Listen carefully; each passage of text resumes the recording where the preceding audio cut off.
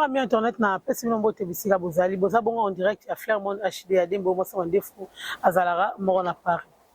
Asima caméra toza bongo na beauté image yemtasimbi réalisation ya émission oyo. Na kati ya plateau nazanga moko te pour na émission lelo, nazana papa na biso Blaise Binda.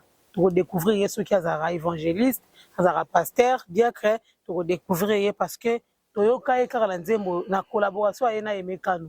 Mais lelo ael biso single ya sika na kombo ya wow eza bongo titre wow eza déjà na YouTube na ye soko ke ka robeti Blaise Binda wow on a déjà nzembo robimana ça fait déjà quelques jours mais lelo to benga ke poto sur la parcours na ye to solo la évolution ya carrière na ye to sur la pe lelo oyo eloko nini sali ayela biso titre wana ya wow parce que tout le monde a biso ba titre mais nano tout le monde a wow te. Donc voilà, et ça quand même question oyo batobeli bazomi tuna pourquoi titre ya wow. Donc voilà, merci à tout le monde wa mesana Rolanda biso, merci na abonné na biso, merci na ba collaborateurs na biso. Oyo akuta une émission pour la première fois, ko hésiter vraiment à s'abonner, ko partager et on ça la raquette et la rabino ba actualité tous les jours. Alors ceux qui sont sur la même langage na beauté image, on sait ngana ya fungolanga caméra pour na solo la na invité na ngai. Bonsoir, Papa Blaise. Bonsoir, maman Dembo. Bonne santé. Santé, nous sommes bien en Hollande. Nzambe. Merci, ça bien. Très bien, très bien. Ok. Merci, Namuto Asali Keto, Koutana, Papa Blaise Binda. Merci à toi, Rissin Kitombi Kita. Donc, les grands jogo Yamboga Labiso, Wambote vraiment, et si Rosali, na famille Kita Mobimba, na famille Nzala, et si Bozali, to Bozalite, Ale Manzala, na Mosika, na Alito, que Papa Lelo Lelo. Alors, Papa Labiso Blaise Binda. Oza hormis aux allant musiciens chrétiens, aux évangélistes, aux pasteurs, aux qui par rapport à dans le domaine pastoral. Ouais, bon, merci déjà pour la émission. Oui. Vous vraiment béni. Et puis merci na bandeko pour prêter attention pendant l'émission. Nga naza simple frère. Naza ni pasteur, ni évangéliste. Nazara frère. Nazara frère. Frère Blaise. Ok, alors. Frère Nzambe et tout, voilà. Alors, frère Blaise, n'habitez pas musique et belé, hein? Musique et tout la musique profane, tout la folklorique, tout la religieuse. Alors, comment tu t'es retrouvé dans la musique religieuse? Bon, déjà, na botami chrétien, mingi na mboka na biso da mingi ba chrétien. Maman zaki na kati église catholique, a servi moi trop. Mais ngai nazaki normal ngai nanga pena te kio pratiquant bien qu'il y en a tout temps l'école catholique de temps en temps dans l'église moi ba chorale tout que le ba chorale mais vraiment nazalaki pena pour ba né de nouveauté nazalaki juste aucune église pour na ba famille pour na plaisir negi ba jeune soaki tant ba na mike bon pas tout hein mais au bazok qui na l'église azaki juste pour na esengo. Après, quand on s'est retrouvé dans ma musique en Zambie, tout d'abord, comme on a tant mon roboué, qui est comme Seigneur et Sauveur, et on a lié, bon, à moment on a été collègue déjà, donc à partir à Wanande, bien que ma musique est dans la bande sang de la Mukili, dans sa musique na Mukili, na bande comme on va dire na Mukili, na bande pe ko na ba quartier na beti na ba miss ba orchestre miné n'était na ba quartier plus ba génération au to vanda na ba to kola na ba binga déjà côté musique à Mukili. Ah ok, wala quartier ni wa. On a eu mon matete. OK. Na eu mon matete na Kunda na quartier Kunda. Ah OK, to continue ça. Et après na tangi na vandi mingi na mwanda po mama na ngaza kuna. OK. Et puis kuna pedo côté secteur no songa na lika ba binga na musique. Banda mwana ngai ezaki eloko na lingaki mingi. Bon ena bongoli mutema beaucoup mais ezaki ya kati nanga. Il fallait que na me mama pe na mama wa. À partir ya manza minde vraiment ba découvrir talent nanga. OK. Voilà. Alors bon, toi na dévolé wana kondimana yo utaki na ndenge parce que lobi ena bongoli mutema. Alors eloko nini ekomaki na vie na yo ko esala kike ondima nzambe lokola mobikisi. Bon nga déjà naza un peu na rolo baké. Naza oyo eza rare batu oyo bazalaki ko kende ba église bien ki bali na mokili ngai tango na kina na mokili na kende fréquenter ma église. OK. Bazalaki vraiment kolinga yango ata mokete parce que nalaki pena kati ya monde. Donc il ne s'attendait même pas qu'un jour on se retrouve mambo. Donc j'ai fait tout ce que vous moutez ça na mukili donc voilà quoi na mela ba diamba na sala tout na vivre vraiment la kati donc vivre vigno surtout vivre na tout na vivre donc il au moté oyas donc voilà donc ça au moins la bonne on ne sont pas bas oyangi te mais nazaki bien na kati ya monde quoi donc ba minanga ba otalanga ba Sami Nzimbu ba Jani Nzengo ba mi auto kona na bon ba Jokas tout ça José Mavinga ba yebi ke to kona na bango na kati ya monde et bazaka peut-être étonné ba misusu mon peu normal ninga na selo parce que na bongo le mutema na kinte OK na bongo le mutema na poto donc tina voyager na poto na mutema kinte OK à partir à Wande na zamba sanga grâce na oyebae ba circonstances ezaki moi trop ezalaki na se retrouve manzambe ezalaki juste na kobenga ngo bon parce que nga na bongo le mutema na parité donc zela na nga parcours na nga ko utana Kinshasa na kende Nigeria après Nigeria na ke na Côte d'Ivoire na Abidjan na ke na Moscou na Russie à partir de Moscou na on dit nzambe OK donc à partir de Moscou donc c'était pas na vie mo penza habité na se retrouver passement ba roteka ba pipi zaki wana na kati ensemble na bango ezaki menace moko ba ko sala biso braka ki biso na braka joana vraiment ezaki vraiment ki liwa yango zo mona liwa na misu quoi po ba bariso ba braka biso wana ba ki dans munduki donc bandi ko na kati no zo ba ya liwa yango po bango ba zo blakete donc so ba ye bongo faut pas boma bino siko ngana ba ka to kufa na ba dire osinga pardon pa nzambe mais après na kati ya pardon na zo sala vue et sans nzambe soki réellement aux alaka pinza nana mona yo o libérer nga na o libérer biso na makambo soko libérer biso na no servir na croire na pas croire na nzambe pinza te donc na croire na après libération wana nde na bandisiko ko fréquenter l'église malembe na fréquenter l'église wana eza na pasteur mo Paul à l'époque azali na Moscou na kuma azongani na Kinshasa après c'est pe mbote bisika zali yende mutu abandaki ko amuta liboso o na azali ko côtoyer bando solanga mama nzambe bandi ko teanga tout ça et yepe muta liboso pe abandi a influencer nga pona l'église OK ko kinanga église on est sala ikena on a parti à Moscou kanyo na Moscou donc REZO à Paris vous avez déjà lavé donc na donc na ikutu Paris ba moto na kina na Suisse OK na Suisse donc ko kinanga na kina derrière na nzambe do tilelo ke kuna et ba tout pas Suisse ba otanga ba ebi na vandaki je crois 2 ans na France en France mais na aucun tout en Suisse ti lelo non na tout ça un mois passé na auto beta na église mo ya pasteur Manizola donc na Genève à Minsenga on a kinde ko na 10e anniversaire église na à Sèvres donc na kinde tout le temps attend frère Aimé quand nous to beti ba concert pour tout ça OK alors on ni no mona comme différence dengo zaki na mokili na par rapport ya lelo na musique na musique te na vie na depuis au bon la motema différence na par rapport à quoi na non par rapport à vie na ndengo ba ndeko vivre et par rapport à musicien en tant que musicien tu attaques un être humain vous êtes belé donc presque na nyonso na rôle banit nini déjà na ngaza ko filmer makasi OK soki na biso makasi na mokili déjà na luka ndenge nyonso na tika ko kate OK donc na banda na Kinshasa tina voyager donc c'était moto ebanga vraiment au cigarette à la pembeni bon n'en parlons pas makaya makasi tout ça pour nazala l'aise pour na melango tout ça et voilà comme la ligne pendant mokili et tout le monde to qu'est-ce qu'on a musique à mokili c'est quoi maladie on a linga qui en niveau modo ce que ebisinga to sambela to ke mamanza mais na okansaka musique on dit ah na otika musique vraiment donc pour na linga qui trop depuis au mois nanga il y a une difficulté à se détacher nango bon so na cadre général déjà le quoi liboso ngana miloba ngana miloba nga moko na ebité soki na bonzambe te nga zana parce que nagi na ba tendance déjà ya mabe peut-être na koma toko oui peut-être na koma mutu moko balobaka mutu ya milangwa ya ba vie moko peut-être na se retrouver clochard zomona et puis bamboka biso alaki wana et petit bamboka tozali zomona ba génération na nga ebele zomona baza na nzambe te nazo finga bango te mais tu sens la différence quoi donc voilà OK kimi ya nzambe déjà na motema esengo moko oyo ata problème ne na yemi na nzembo wana nga to mina fo aimer ata problème opesanga esengo ozomona donc ngo baki na nzambe vraiment o penza za na souci na azana bon nzambe c'est ka nzambe nzate OK voilà quoi Ah, ok. Alors, tout le monde a bon là, mitema va sembler la rapper, mais en étant musicien profane. Alors, pourquoi yo entourage, je pense qu'on a bien l'entourage, non? Les amis va musicien profane, hein? Bien sûr. Bon, comment tu gères ça en fait?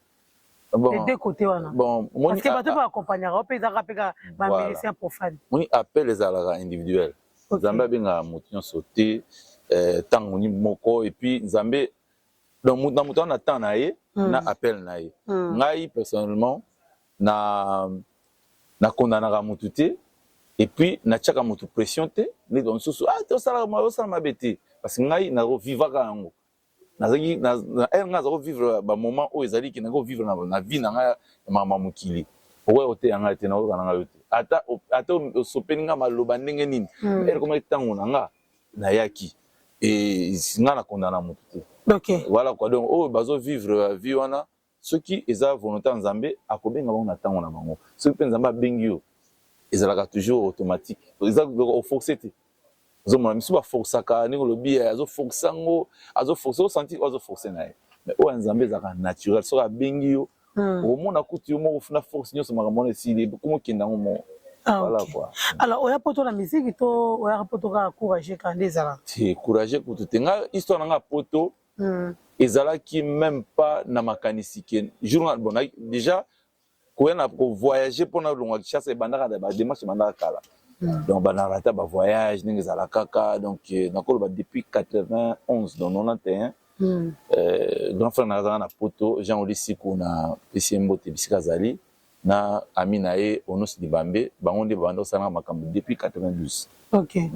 Onos Libambe a oyebi wana. Ah ok. Wana pina donc grand frère pina oyo, bazaka mité makapo, banda ko sala makapo banda 92 90. On a grand frère na ba ina Finlande, boye. On va pas ça. Soki ono simbamba na Kishasa ngam na rotamula nae partout ayo bana bandanga na matite mais abi famille na ngato bande famille to ebando aza ko grand frère donc à partir à wana basala makambo ezo simbate ti dengezalaka kaye koma jour na voyage ka na eba ko na suduka ba yo la musanga bo pour grand frère na nga o nazo bana azaki na Lagos fallait na memila ye mo bambongo moko bo kuna na etikela ye poser na besoin nango. Mais la musanga na tongo wana basalanga makambo kaka le même jour. Ouais. Tina yako se retrouver na Lagos pour na même mbongo. Ce qu'on est zalaka ceux qui au comme na mboka mpa na Kishasa ni zalaka au moins on a souhaité tikala nga non wa destination il faut na soit Paris soit Finlande.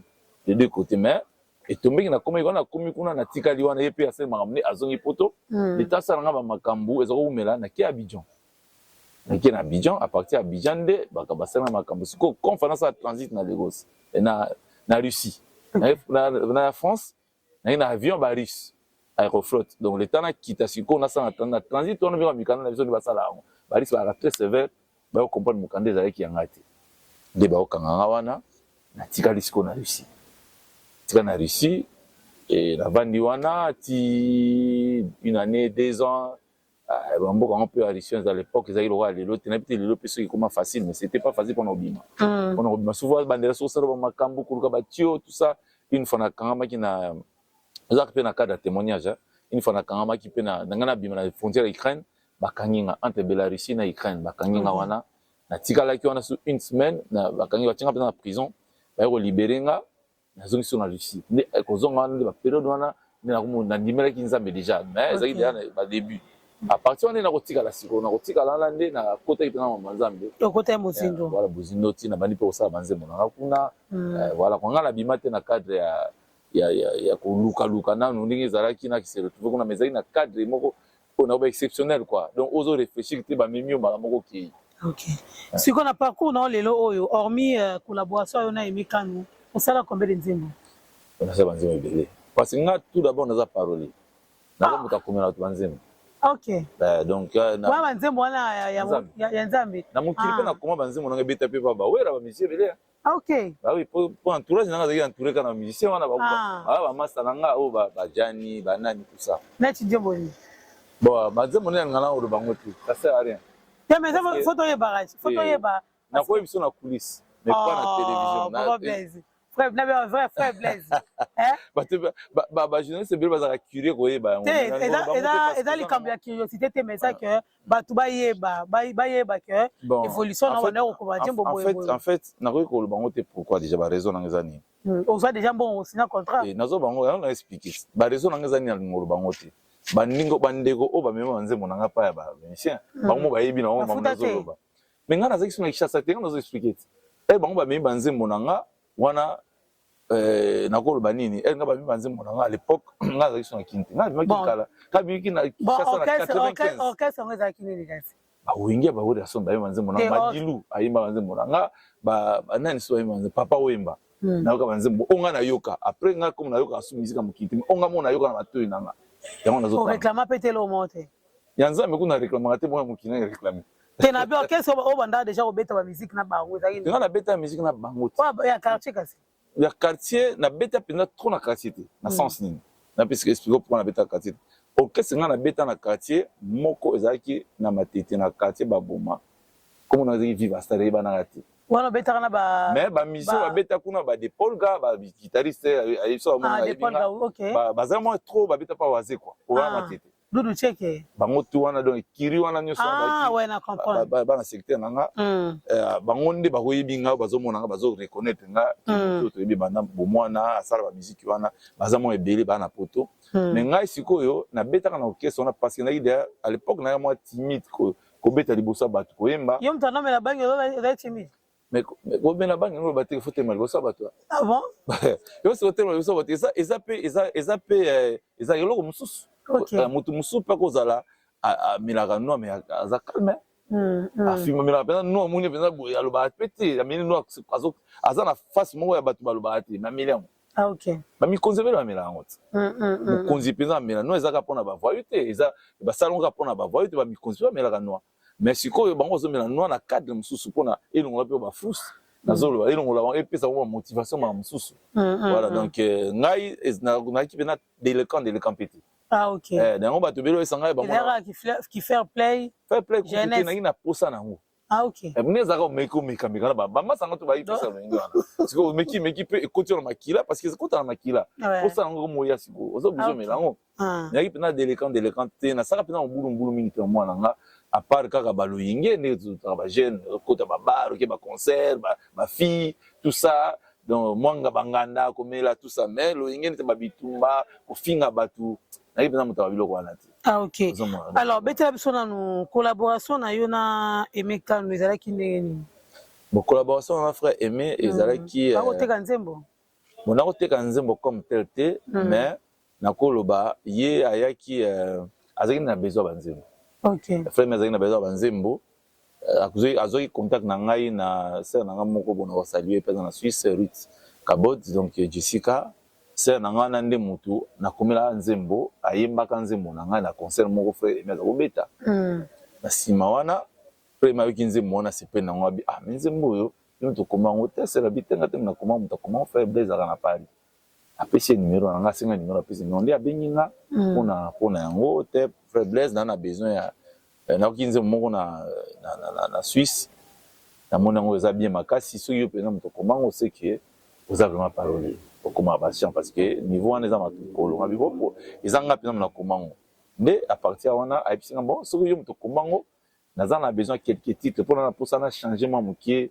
natikali mwa mokie na monotonie ndenge na changer mwa mokie mpe nazwa mpe banzema bato mosusu natiango na album na nga mpo esala mwa variété échanger mwa couleur parce que nayembi trop bastyle nanga ko mwa monotonie nga ona ndimaki te nakamwa bi Aimé Kano kaka moko biso toyemba banzembo na église nga kutu nadoraka na banzembo na yo oyo eza mpenza nga liboso na kondimaki na nga mpe te après ti osalaki a partir wana te osala rendez-vous te avant na tosala rendez-vous azongi kini aye koya su na poto amoni azotinda mpe banzembo yango kaka te abengi nga deuxième fois tosali rendez-vous na ye tokutani nde toyanda osolola na ye bon aza mpenza mpenza banzembo ngai nazalaki motu oyo nde fane na fournir ye banzembo na fournir mpe banzembo oyo azalaki nango besoin après nzembo oyo ezalaki nzembo wana se nayembango déjà ezalaki deja nazauta bango pa junior kadia ayokaki yango sikoyo na bastatut na ngai ya batilo tia batilo na statut abi mais nzembo eza bien eza ndenge nini natindeli nzembo yango abisi natindango natindeli nde toye nango na studio pa junior kadia toye pa junior kadia abandi koyemba penze maona wa fallait aller mawo yemoko na bolingo ka nzambe ya frère Blaise na moni nzemba ote mawo biso donc c'était comme ça de to yemba nzemba ngo penze mo pe na ngolo nzambe ba esepelisi bato tout ça bato mingi ba découvrir nga na sima nzembo wana. OK, alors c'est la biso moi morceau muke on a aussi la plaisir na bato ba mesana Olanda biso vraiment la Fairmont HD et surtout na Roger Swing Trésor Tumbula Total Basket Tripasson leader à Luanda moi morceau wana et aussi la bien pour na bato ba Olanda nzembo et voilà l'émission yo mbunda ya feti piano saxo instrument esepelisa kama otema bonane ba feta kambala moko na mvula kasi banda yo kota na vina nga Yesu yo koma bonane na ngai ya tous les jours ata problème yo pesaka ngai esengo. Voilà. OK, merci beaucoup. Merci. Yo kaka ndenge nini maye bazo vivre sans yo. Bayo kaka ndenge nini baye batamolaka sans yo. Bayo kaka ndenge nini baye balinganaka sans yo. Bayo kaka ndenge nini baye babalanaka. Est-ce que esengo boye bango pe bamonaka? Jamais. Est-ce que kimia boye bango pe bayo kaka? Sécurité ya boye bango pe bazuaka. Ba mission kitoko boye bango pe basalaka. Jamais. OK, merci beaucoup. Voilà. Alors toi yala na titre na biso ya mikolo yo wow. Voilà. Toyoka na biso ba titre aka ba na habité ba titre belé toyoka ta ba couple na yebi ku te biso na ba lotanga ba tout na tanga ba titre toyoka mais oyeli biso wow. Étonnement en fait. On a na lopoto wala étonnement ce qui ko kamwa. Siko titre wana nanu yebisa biso no lezaki no ndenge nini poto koma tina ba studio olotaki ndoto to osomaki peka osomba hein pour avoir écrire pour sommer nzembo ya mutu et en fait omoni nga naza parolier ni na to biso na koma banzembo ebele pour ba chante chrétien ebele ba yemba banzembo tout ça ils ont dépendre na ba contrat to yokana na bango mais toujours moni mutu akoma banzembo azaka inspiré biso inspiration to dia pa nzambe. Après faut nga lo bana art eza quoi art composition pe quoi art eza art vraiment le faut ko sala eloko oyo asika oyo mato ya moto ko sepela nango po mato ya moto eyokana note donc nga na kena ba tendance nango soki ata banze monanga oyoka ba touche moko maloba moko ya sika tout ça parce que wa oyaki kaka na kokamwa chaque fois monanga bato balobaka wa ngamuke wa ezala problème ezala esengo ezala soki nini surprise oka wa feti wa donc et yoko pesa nga makanisa bimbo mais na yoko na mutu moko te ayembela nzembo et puis na yoko tala siko na bolamu nzambe ba totalika na talika neti ba histoire na nga moko vi na nga makambo to kutana bandeko ba mi nsusu tala to na bakini wana zomona vraiment vie yo mozo tala vie modelo moni pe na poto akoma pe mutu lobika wa mutu muso wana ba sekaye ye penza kotika obala te akotika kobota te akotika kobi maman en fait on peut se ba wow donc wow isa mo oyo na habité so to utiliser comme de fois na mokolo. OK mais au pesa nga inspiration na bon faut nze mo wow et salema OK après no sala na bato bolanda émission oyo moi njembo ya wow moi vocal moi refrain et au sala bien vraiment pour nous lamsa bato muto no surtout azana besoin ya koyoka nzembo wa kanele sebino boke na YouTube boke na bobeti kaka Blaise Binda uche titre ya wow bo mona les chaînes nzembo bima wana vraiment au partager au commenter au s'abonner parce que yango nde sala rake ba inspiration yel susu belé era zo mona motivation wana ke bato bazolanda bazo ko se multiplier yango osala ke Njamba pesa abaxesu mayele ya kokomela biso ba adoration ba louange oyo kozala tout na ba problème vandi wana na grâce ya papa na biso Blaise Binda oromona ke makambutu na banzela izofungama donc moi morceau wana sala biso bien wow nalobi wow nagangi wow osali au-delà de mes pensées nalobi wow pasozo tombolelanga nalobi wow osali koleko na psengaki na lobi wa vitesse ozokende na nga na lobi wa soki miso emoni makambo oyo emonana nanu te monoko elobaka kaka wa voilà après nakosala vocal moko na lobaka bazanga yo barata ye bazuwa zero ebisengo boye bazwi wa pie soki pona ba point Yesu na kopesa yo 10 sur 10 pona kimia na motema 10 sur 10 pona souffle de vie 10 sur 10 pona esengo pesinga 10 sur 10 pona consolation 10 sur 10 osalaka ba fotete osalaka ererete osalaka ba fotete kolo na nga Yesu ozo continuer kotombola nga ngai pe nazotika te kotatola yo ozo continuer kotombola nga ngai pe nazotika te kotatola yo yawe. Ok, merci beaucoup, merci. Alors lelo tu as vu que tout le monde a la réalité zoleka na musique religieuse. Dans musique religieuse comme la musique profane, ozomona bakisi, ozomona ba poison, ozomona ba mambo belé ezo sala mapona okota na katite. Alors ngana lingi kaka kopesa conseil nini o kopesa na bana na nzambe peut-être bazoleka nesika wana ke olie ayembela nzambe belela ngolu ya nzambe kitela eme yazo kende banzela mususu conseil nyo kopesa bango. En fait déjà biso to sa musique religieuse te. Différence na biso sa la musique to ba musique gospel. Sur la musique chrétienne, donc musique comme ça mingi ka kolo yesu parce que bi religieuse biso to radea ba religieuté ba religieux baza bat oyo ba pesa ba système, donc système na tongo fa sala ka bofo na midi fa ka kuma mela kelo ko boye na poko na za ko religion voilà, mais biso ce ko to sala ka donc selon le Saint-Esprit to tamu samaka ding azmuli mazo ballon ako ballon siko na minute ko sali ka monati oyekipe na tongo boye église bana adoration abinté bino bo bana ko louer. Donc en fait ça c'est totalement dans esprit, donc tu as religieux na noté bon côté lobi ba o ça nzambe na cadre ya ko ba tamola ndenge bible lobelité bon conseil zaka moko ya ko pesa bango zaka ke ya ko zongisa bango na makomi quoi batambola selon la parole de Dieu parce que nyonso zaka lifuti nango bible zoloba oyo loni yango obuka soki lelo ozotambola malamu te na kati ya bonzambe yeba ki ozana lifuti na yo lifuti na biso na mokili oyo ezalaka o bata mokili benga tous ces pays ici-bas, mais biso toyebi ki lifuti on ezalaka na mokili bako futo na ndenge mabe, mais après tu as vie mususu tu as éternité ya lifelo na éternité ya lola bien que biso ba croyaka nango te, mais biso to croyaka nango pourquoi parce que makomi ko elobeli biso ngo.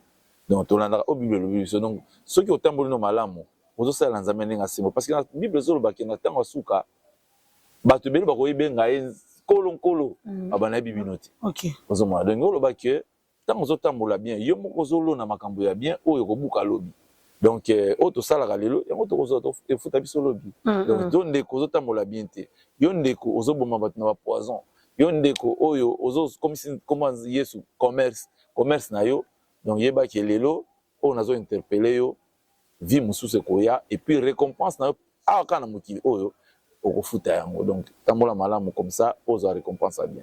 OK, merci beaucoup. Alors combien de concerts obeti déjà na carrière na pour na ba accompagnement ou accompagnera ba na ba concert? OK, nga déjà so to kena to maintenant accompagnement parce que nga na biso na nimeni mona nzambe na Russie. Na Russie mona beta trop kuna zaki déjà mboka nga na mimisi musique nzambe kuna na Russie, donc nga na banda ki yango déjà la raté ngam na ba orchestre kuna tout ça.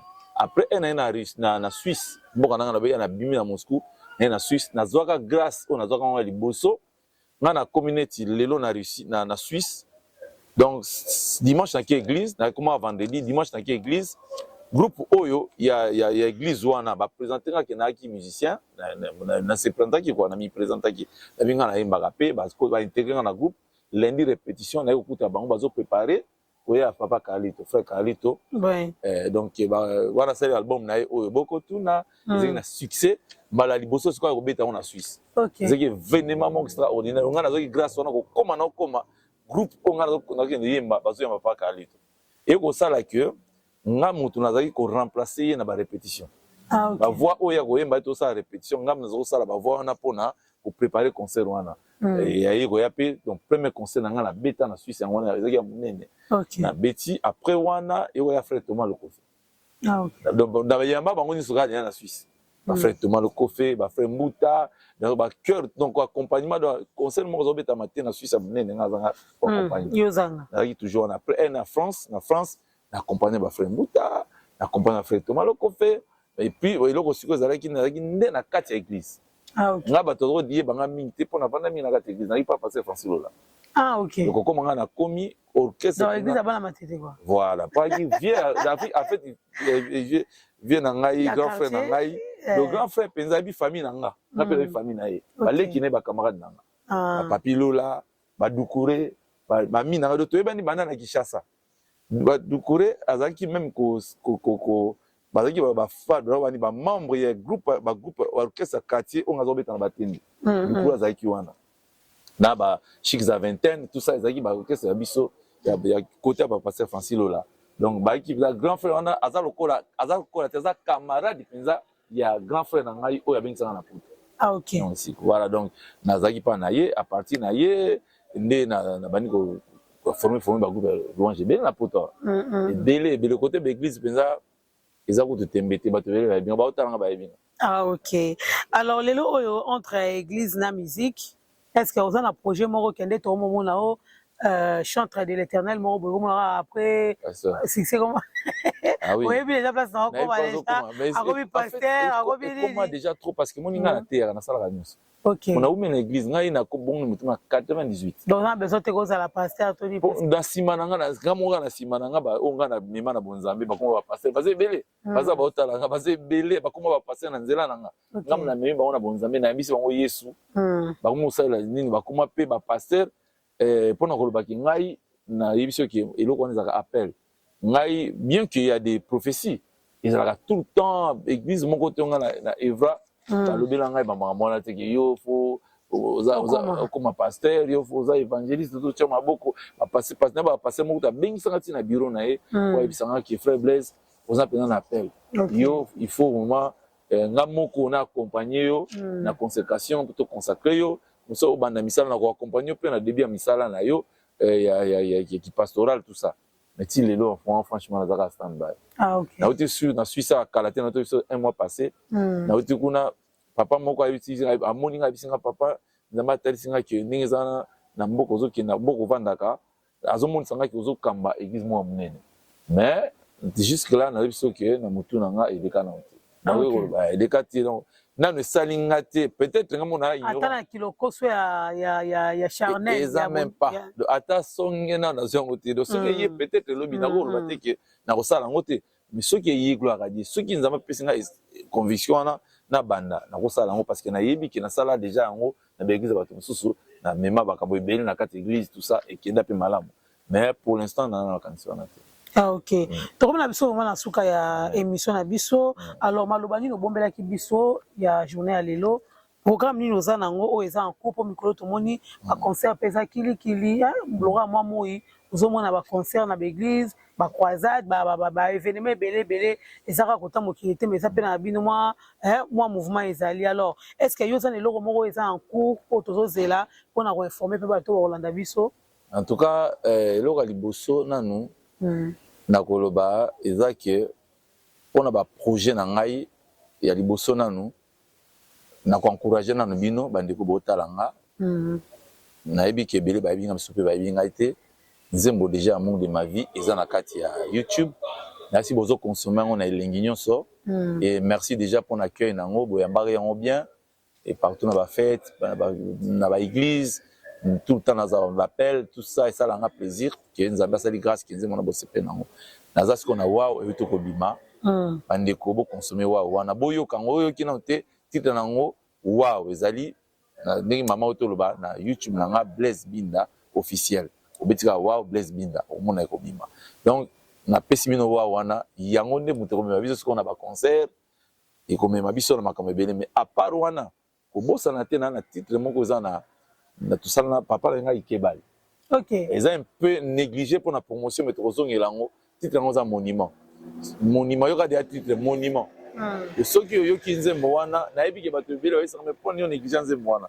Notre présent na toza déjà na mabongisi na papa ikie déjà zo beta concert le 13 septembre ozanga te na kozala wana bokoyo ka pe monument ekobetama. Donc on a vu que bolanda pe monument mais pour l'instant waouh et c'est où to kobima kalaté bozala boyoka yango bo consommer yango ndeko ba biso na conseil na tiena ba date ti mais et puis wana siko za likambo ya na expliquer pour na yango mais à part wana nazo kota siko na monde de la production et tant que parolier donc na za dia na ba projet ni na banina ser na Monica pour te mise ma wa ngamo ko te mina film ko comme Monica ayembi tellement kitoko na basa na zambe belé ba sepeli na ye on a invitation de participer là mais nazo lingana ki nango pe na tendance na bande ko belé na produire bango na sens wana ngamo na komba nzembo na zio na pesio nzembo oyembi ngamo na produire ti na ba promotion nango je crois que d'ici là tout ko kaka na émission au cas poto annoncer début nango quoi. OK bambote ezali bien sûr bambote za zela avant na bambote église na ezali bon nga normalement église na ici nso bien et papa c'est français là vous chantez sur église ah frère Blaise normalement église ezalaka déjà biso mo bato de l'église donc il faut que tu viennes on a vient non matete na changer il y a toujours père spirituel là mais père spirituel mais vous sambela sukuna te mayebi to solanai donc ndenge ko sambela moni na piso exemple moké ndenge to ba ko sambela na église eza ba adresse mais to na nzambe moko ozomona mais c'est mon point de vue la reste comme mais tu sais ça mission comment ça mais ça mission ozomona ça le to cha par exemple yo ne ça l'émission ozana kata mission na ozala collaborateur je me suis collaborateur na yo pe à cause de mission na ye akisa la makambo na ye côté mususu okanga ete olbakite ndenge za tikalaka nanga te parce que azape na poser épanouissement eza lokola to cha par exemple boti mwana koli elle mwana okola comme na tamo l'église na comme tamne ete pasteur Francilo la zo linga za akomata na moins 100 personnes akomata na 200 personnes quand na bato otanga na moins 20 moins 30 moins 15 yo lo weli susu comment te comme na sous effectif bon na tuno question oza na mwana oza papa ma parent oboti mwana moko siko mwana wana comme ça mo otika ki nebala uta ki akeni ko se débrouiller vie donc ça comme na âge moko boye et donc en fait mokile tourna ndenge wana ils ont même pas na cadre évangile mais na cadre ya bomoto na cadre vini nzamba sala biso ezaka na moment moko s'attendre que moto ozola kisa maka parce que bato na ba kana ba te ya bango ba comme na liloba na pe o ba te ya bango wana et puis mingi basaka mona begita na église biso ça on va consacrer yo mso batio ata consacrer te peso tâche yo za diacre yo za o ramatea matea on a joué mso fo bi mape côté moko boy po église moko te muto yamba bato nyos ba de gauche à droite